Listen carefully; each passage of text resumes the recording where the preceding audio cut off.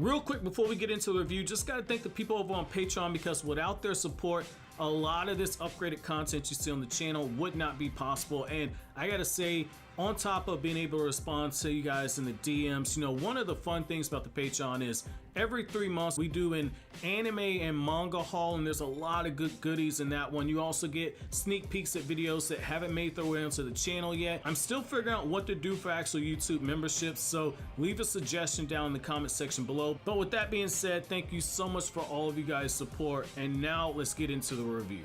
Yo, what's going on, everybody? It's your boy Naruto Explain here, bringing you guys a review for Boruto episode 190, titled Escape. And I gotta say, man, this episode right here, having Kawaki go through with this jailbreak and having the Kawaki versus Sumire battle take place, I thought that was a nice bit of setup right there, because it gives you an opportunity that you see more of Kawaki's character, and for a character that is essentially going to be used to bring back so many of the fans that actually abandoned the series. I think that they're doing a good job of adding layers to the character and giving him enough there to where you're actually rooting for the character, even though at this point in time he feels like an antagonist. So if you read the manga, you know that that's not necessarily the case. And I gotta say, what they're doing for Kawaki, if this was a wrestling company, if the current director of the Boruto anime was a booker for a wrestling company, he's done a really good job in terms of setting up the storylines, and he's done a good job of giving us heels that directly challenge Boruto being our babyface. We've seen it with Deepa, where Deepa inspires Boruto to train, and he is in a situation where he's doubting himself. We saw it with Ao, where Ao makes Boruto kind of change his worldview perspective and really helps Boruto get further along the line of becoming a shinobi like he wants. And now you have Kawaki, where Kawaki is very quickly getting under Boruto's skin, and he's doing things in a way to where Boruto knows that there's something similar about them, and yet at the same time Boruto can't actually stand him. And I've seen people say this is the Naruto and Sasuke thing. Pump the brakes on that. Their relationship is not like Naruto and Sasuke in a lot of ways.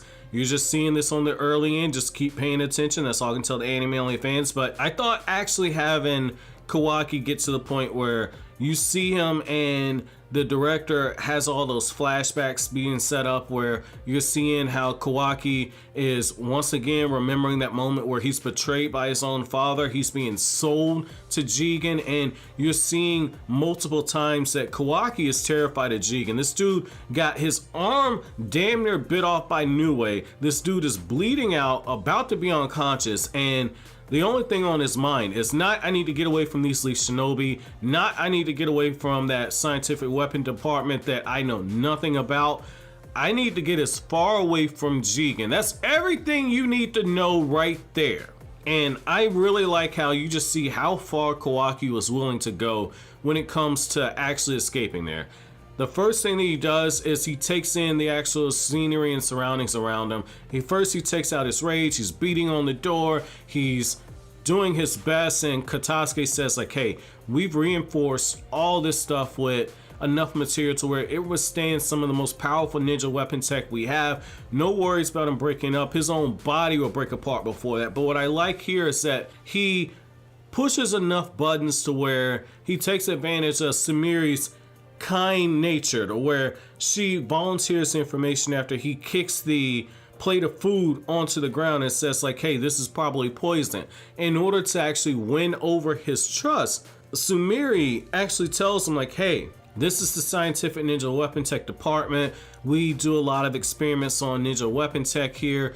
And she says, well, he probably feels like a prisoner. And what happened in this moment is that Sumire was trying to actually relate to him, because if you go back to the academy arc, you know, after everything with Nue took place, you had Sumire where she was being held in a treatment facility, and in that time she was separated from everybody else, and basically they took that as an opportunity to deprogram her from everything that her father did. Her father, for those of you guys who might have forgotten, her father was a root loyalist. He was very loyal to Danzo, and so I like what you see here is that she was recalling what happened to her, and she was trying to actually win over his trust and calm him down. But the thing with Kawaki is that Kawaki is so far gone that all this stuff that she tried doing, he actually used it against her. And the next thing that he actually does is he locates the actual camera, and Kawaki, in a very calculated manner, says like, hey, I need to go use the restroom. So in this instance, Boruto and the rest of them, they fall for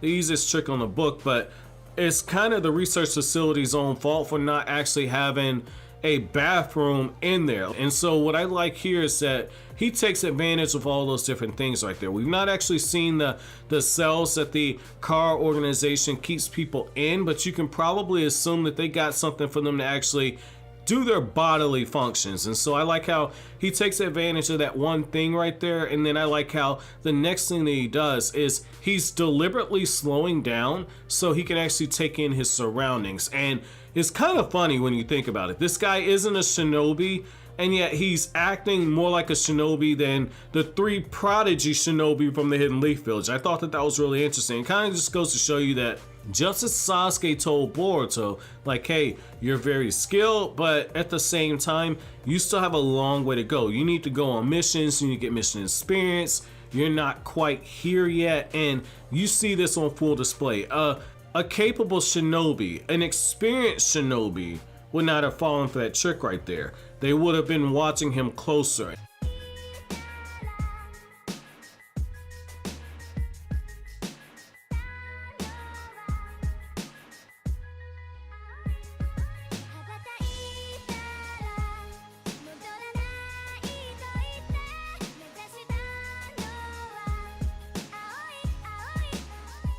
I like how what Kawaki does is he then allows Boruto and the rest of them to follow him into the bathroom. And after Boruto checks everything over, you know, the thing that you're seeing is that Boruto's like, hey man, we can't let you out of our sight.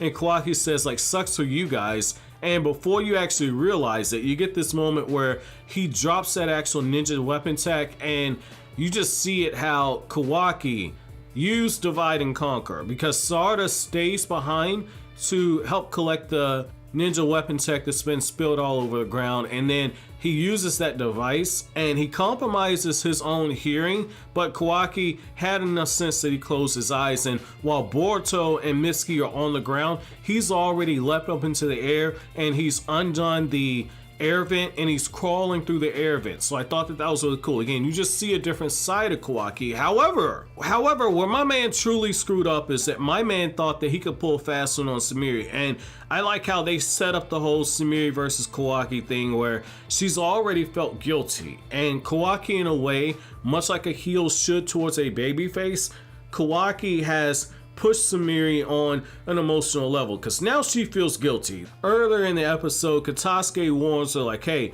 Nue needs to stay behind because if he ever gets unruly, things are going to go to hell in a handbasket very quickly. And you get this very beautiful moment to where Nue stops and he stays behind because Sumire says it, and then he follows behind her, and you get this moment where Sumire realizes that, hey, if I'm gonna escape, I'm gonna go this way, so I'll go cut him off. While everybody's looking in all these other places, Sumire was the one who actually figured out where Kawaki was gonna be going.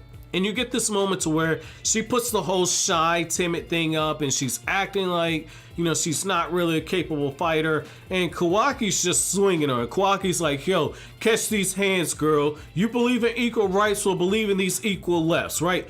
Once Kawaki starts doing that, that's when all of a sudden Sumire gets serious.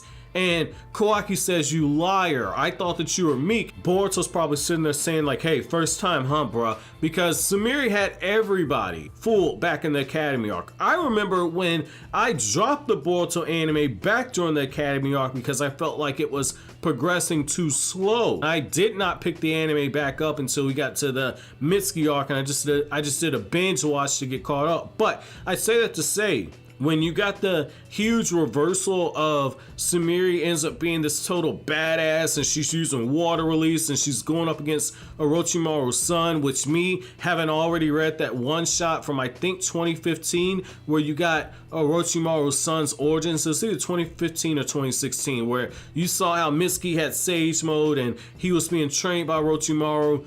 When I saw Sumire going up against Mitsuki and actually somewhat holding her own against a very highly suppressed Mitsuki, I was very impressed by that. Again, it was a very highly suppressed Mitsuki, but Mitsuki at that point was freaking powerful. And so I say that to say, that's when my respect for the character started going up, because it's like, oh, okay, she got a mean streak to her. I like her. She knows how to play her position out there in public, but if you get on her bad side, she ain't got no problem letting step into you and saying like, yo, you out of pocket right here. And so what I like right there is that, you know, Sumire says like, hey, I'm gonna detain you. And that's when Kawaki amps it up a little bit more, and he has that scientific ninja weapon tech gauntlet. And what I like is that Kawaki uses it without actually being fully familiar of it. And so I thought that that was really cool how he knocks Sumire back. That's when Nue shows up, and you get this really cool scene where Nue is looking at Kawaki and he's like, yo,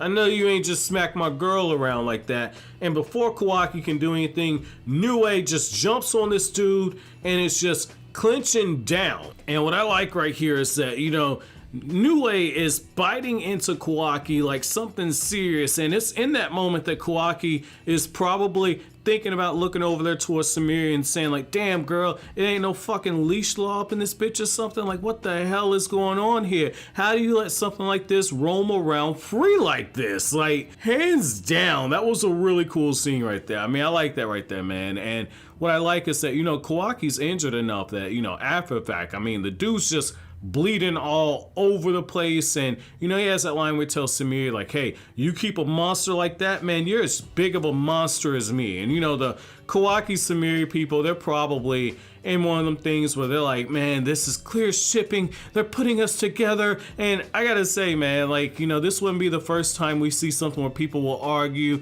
it's an abusive relationship, because you got like the Sasuke and Sakura fans, they're probably in the comment section right now saying like, no, this is completely different than us. And the people that absolutely hate Sasuke and Sakura being together are gonna be looking at this episode and saying like, Sakura is probably pulling Sumire to the side saying, I remember the first time that Sasuke-kun tried to kill me. My panties get wet just thinking about it. Welcome to the abused housewives of Konoha club. You can be the class rep for our club. Yo, let me quit right now, man. But I mean, overall, man, like I said, this is an okay episode. I mean, I'll probably give this one like a 6.5 to a 7. I'm gonna have to rewatch it to give it a 7.